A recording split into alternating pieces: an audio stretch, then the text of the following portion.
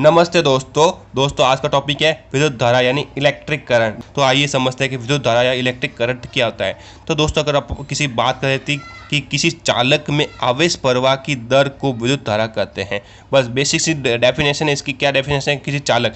अब अपन को पता है जो इलेक्ट्रिक करंट है वो जो विद्युत धारा है वो चालकों में प्रवाह होता है, ना कि कुचालकों में। इसीलिए अपन क्या ले रहे हैं यहाँ पर किसी चालक। तो किसी चालक में आवेश के प्रवाह की दर को क्या कहते हैं, विद्युत धारा कहते हैं। यहाँ पर क्या होता है, क्या मतलब कि आवेश का प्रवाह हो रहा है उसी की दर होगी, वही क्या होगा, विद्युत धारा होगी। ठीक है दोस्तों। तो विद्युत धारा क्या होती है, आवेश बट्टा समय। क्या हो गया, आवेश बट्टा समय। यानी कि दर अगर कहीं पे भी दर मिल जाए आपको तो बट्टे में समय लिखना है, और किसका प्रवाह हो रहा है, आवेश का, तो उसको ऊपर लिख दिया है। यानी आवेश का प्रवाह है इसीलिए अपन ने क्या लिख दिया, आवेश बट्टा समय। विद्युत धारा अपन इसको लिखते हैं आई, और आवेश को लिखते हैं क्यू, और समय को लिखते हैं टी। यानी इसका ये क्या हो गया, फॉर्मूला हो गया। ठीक है। अब अपन इसके मात्रक की बात करें दोस्तों, यहाँ पे मात्रक बहुत इंपॉर्टेंट होता है विद्युत धारा का। वो पूछता है अपने एग्जाम में पूछता है, तो इसका मात्रक होता है एम्पियर। ठीक है दोस्तों। और इसकी विमा होती है वो होती है ए। ठीक है दोस्तों। अगर अपन इसके नोट पॉइंट की बात करें दोस्तों, जहाँ से क्वेश्चन बनने के बहुत चांस बनते हैं दोस्तों। नोट पॉइंट क्या कहता है कि विद्युत धारा के मान में दिशा होने के साथ टी ये एक अदिश राशि होती है। यानी विद्युत धारा में मान भी होता है और दिशा भी होने के कारण दो दिशा भी होती है, फिर भी ये क्या एक अदिश राशि है। ऐसा क्यों होता है, क्योंकि ये सदिशों के योग व गुणन नियमों का पालन नहीं करता। सदिश के जो भी नियम होता है योग का, जैसे कोई सदिश निकल रहा है, दो सदिश निकल रहे हैं, तो तीसरा उसका परिणामी सदिश बीच में खींचते हैं, उसका बीज योग होता है। तो वो सदिशों का नियम होता है योग का, वो उसके नियमों का पालन नहीं करता। इसीलिए क्या है, विद्युत धारा क्या एक अदिश राशि होती है दोस्तों। ये पहला पॉइंट है, बहुत ही इंपॉर्टेंट पॉइंट है। और दूसरा सबसे इंपॉर्टेंट पॉइंट है, यहाँ से तो क्वेश्चन पूछता है 100% है।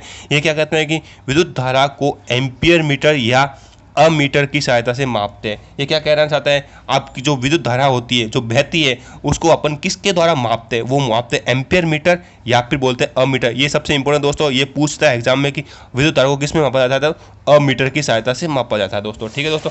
और अगर तीसरे पॉइंट की बात करें दोस्तों, अपन जो अब मीटर आपने जो मापते हैं अब मीटर विद्युत धारा को, वो परिपथ में किस क्रम में लगाया जाता है, तो वो श्रेणी क्रम में लगाया जाता है दोस्तों, और संयोजित किया जाता है। तथा इसका प्रतिरोध क्या होता है, कम होता है दोस्तों। क्या होता है, इसका प्रतिरोध कम होता है। प्रतिरोध कम होगा तभी तो धारा बहेगी।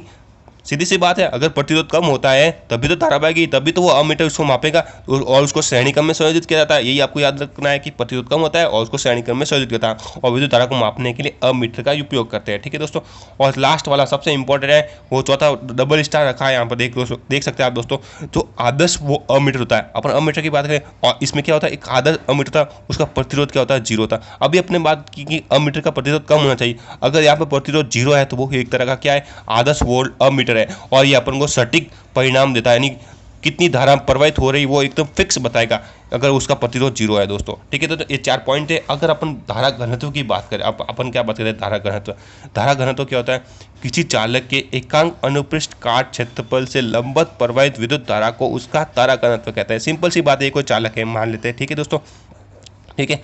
और ये क्या है, इसका अनुपृष्ठ काट क्षेत्रफल है। यहाँ पे एकांक अनुपृष्ठ काट क्षेत्रफल, अगर यहाँ से अगर कोई लंबवत धारा गुजर रही है, क्या गुजर रही है, धारा, बस वही क्या है, उसकी धारा घनत्व है। यानी कि एकांक क्षेत्रफल से लंबवत गुजरने वाली धारा, ये यहाँ से लंबवत गुजरनी चाहिए। तो एकांक अनुपृष्ठ काट क्षेत्रफल से लंबवत प्रवाहित होने वाली धारा, यानी इसका धारा घनत्व क्या होगा, धारा बटा क्या हो जाएगा, क्षेत्रफल एकांक क्षेत्रफल होता ना, तो क्षेत्रफल बट्टे में आ जाएगा क्षेत्रफल। यानी कि धारा घनत्व को जेल से लिखते हैं, धारा को क्या लिख सकते हैं, आई से लिख सकते हैं, और क्षेत्रफल को ए से लिखते हैं। इसका फॉर्मूला होगा दोस्तों। अगर आपको समझ में आया विद्युत धारा क्या होती है, तो दोस्तों वीडियो को लाइक जरूर करें और कमेंट में जरूर बताएं। Thank you.